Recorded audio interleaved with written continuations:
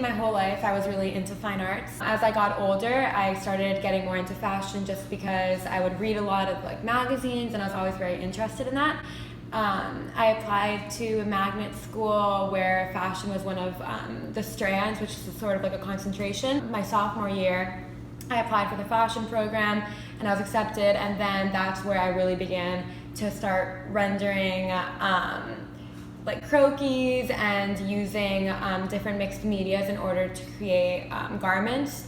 I had also learned how to sew a while before that. So in fourth grade, I got my first sewing machine. I used to make little pouches for my mom and pencil cases, which I really enjoyed. So adding the sewing aspect to fashion was really exciting for me just because I had already worked with that before and I was familiar with it. My senior year of high school, I worked on and created my first fashion collection. This originated, I kept going with my fine arts as I started getting more involved in fashion.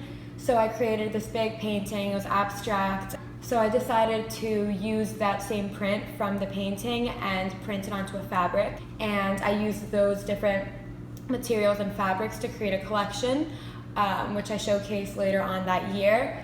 I did 5 different looks with about 12 different garments, all using the fabric that I had designed and hand painted from my painting. If I go to a museum, or if I'm looking at a magazine, or if I just see a painting that really inspires me specifically or an artist, that really drives me to design more and to think more about the way garments are illustrated and shaped and crafted. I would want to be a buyer for a large retail corporation eventually, or a fashion merchandiser. I'm very interested in consumer trends and trend analysis.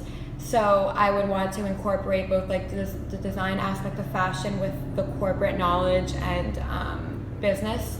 So hopefully a combination of the two that's hands-on but technical as well.